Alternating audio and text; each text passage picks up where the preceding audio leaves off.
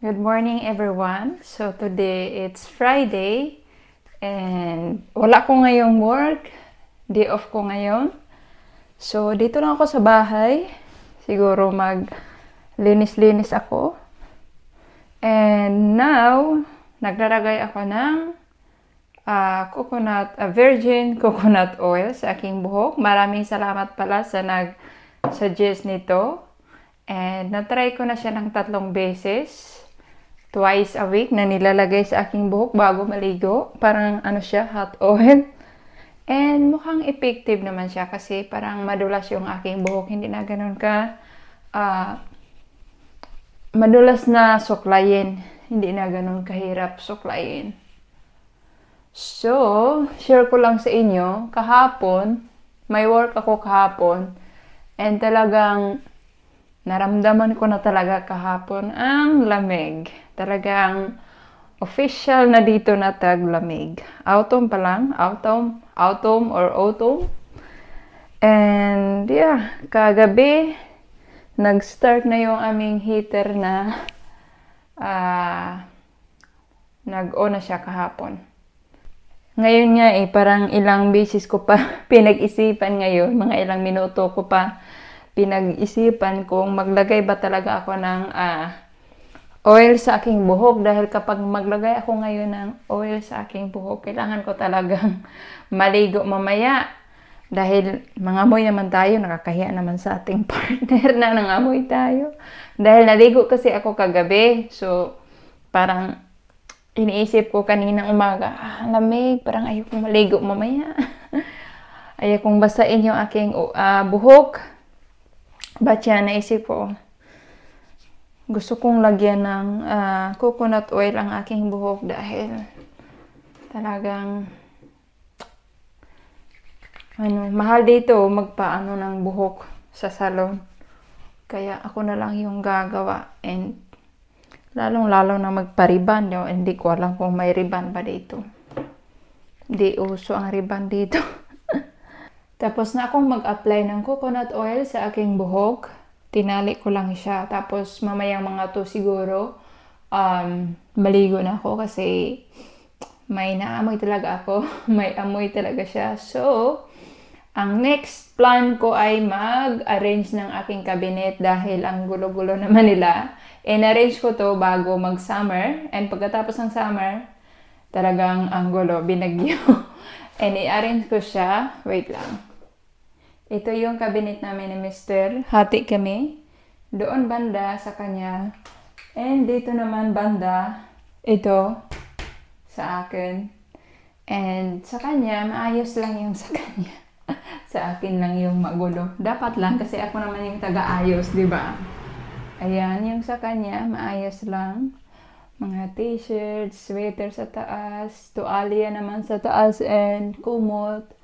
And yung mga polo dito and pantalon. Sa ilalim naman is yung, hindi ko na ipapakita, mga socks and underwear.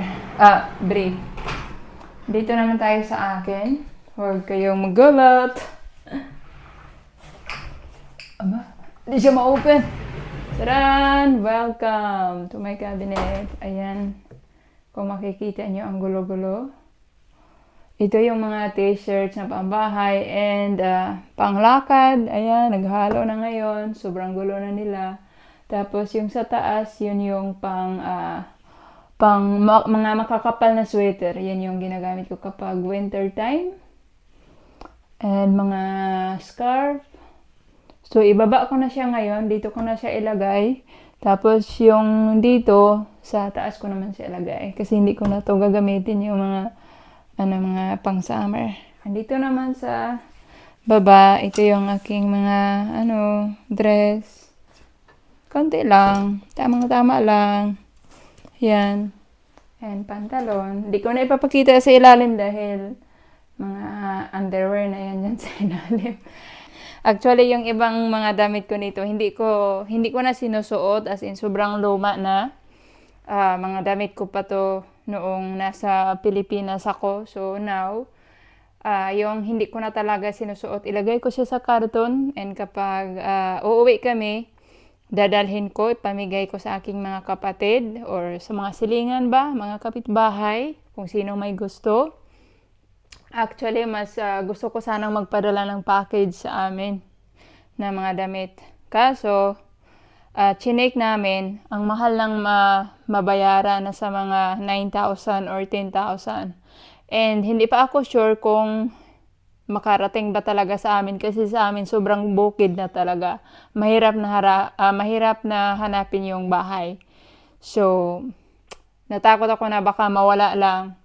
And ang mahal, sabi din ni Mr. na kung yung 9,000, yun yung ipapadala ko tapos bibili sila ng mga damit doon. Marami na din yun. So, yeah.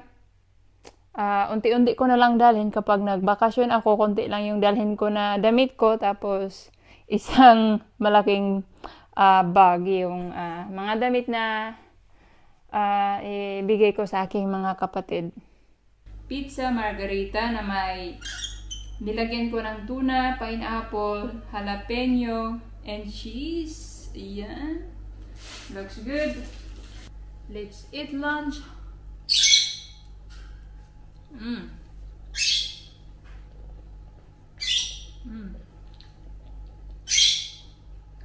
I am done eating and now i-arrange ko tong mga laman sa ref and huhugasan ko na rin. Ayan.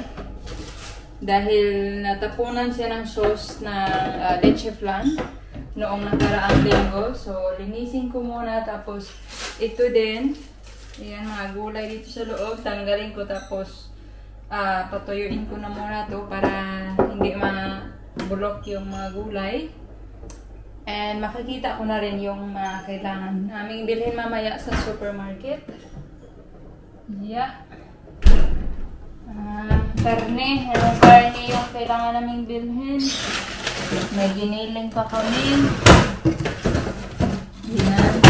So, may giniling pa kami. Chicken na lang yung bibilhin ko mamaya. Ang oras natin is 1:38 ng hapon. So, tapos na akong maglinis sa ref. Ayan. And, nalinis ko na rin yung aming kusina. Yung mga gulay na nandyan, gagawin ko yung salad mamayang para dinner namin. And, nakaligo na rin ako. Tapos na rin ang aking washing machine. So, iniisip ko, parang gusto ko muna siyang isampay sa labas kahit saglit lang. Hindi maganda ang weather ngayon. Makulimlim lang. Pero gusto ko siyang isampay muna sa labas. Pahanginan lang. Kasi kapag sa loob lang isampay, medyo sarado kasi yung bahay. May amoy ng konti kung hindi mo bubuksan muna yung mga bintana. And kapag bubuksan ko naman, lalamigin naman ako sa loob. And yung temperature naman ngayon is hindi naman gaano kalamig. And may hangin-hangin. So, isampay ko na muna yung aking mga nilabhan dito sa labas.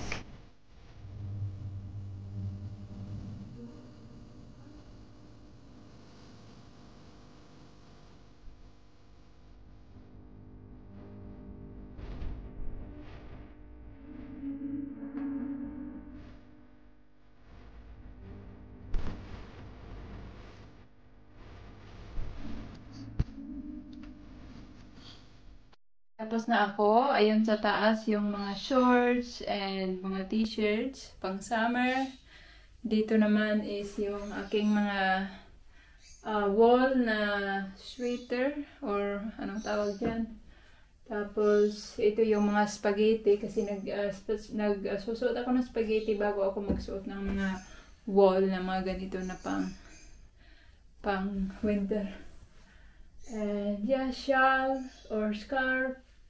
Yung mga luma kong t-shirt na mabahay, kasi pa siya dito. And sa Lunes, dahil every Monday wala kaming work, dito naman yung i-arrange ko. And sa baba yung mga lagayan ko ng mga underwear and bra, socks. So yan na muna ngayon. Gagawa ako ng salad para sa aming dinner, konti lang. And bibili lang si Bianan sa labas ng prito-prito and i-partner namin tong salad. So papakita ko na lang sa inyo yung prito-prito mamaya. But now, i-slice ko na muna itong avocado, mangga, pipino, tapos dalawang nilagang itlog. Meron ako ditong radish and maliliit na kamatis and yung Veldsla. Ayan. Ano siya, mga dahon-dahon pang salad. So, let's begin. Unahin ko tong ito. Ano pala? Wait. Sibuyas. Ayan.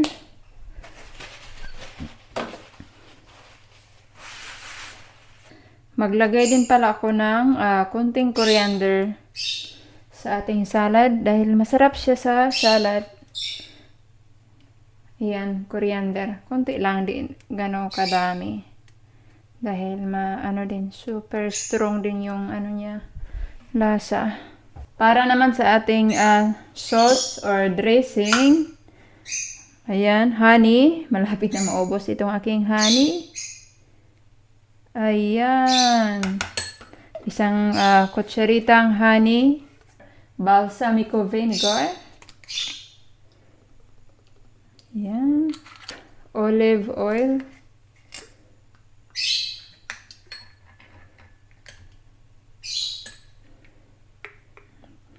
Ayan. Lagyan lang natin ng konting asin. Tapos, black pepper. White cheese and oil. White cheese cube and oil. So, ilagay natin yan sa taas kasama nitong nilagang itlog. But first, ito na munang ito ay nahugasan na.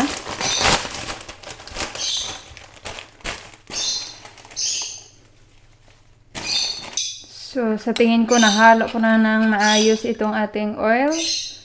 Ilagay na natin.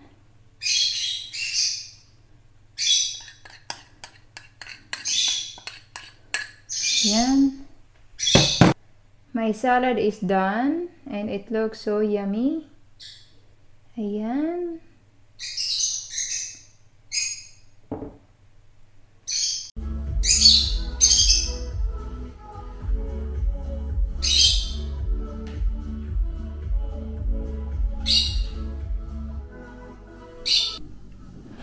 Los. Ja. Kom je met mij? Eten nu. Oké. Opschieten. Ja, oké, opschieten.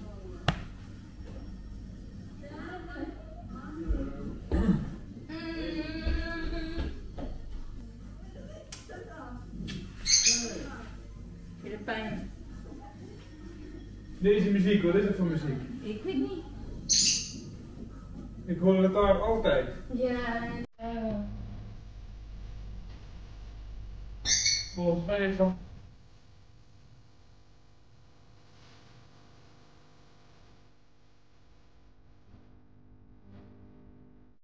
We are home and mag-arrange kami sa aming pinamili. Hindi ko na ipapakita sa inyo kasi same lang naman yung pinamili ko lagi. But may nabili kami na special today. May nabili kaming sushi. Sushi. Try namin kung masarap. Ano siya? Supermarket. Ayan. Si Mr. tagalagay ng karne sa ref, sa freezer. Ako naman sa mga gulay.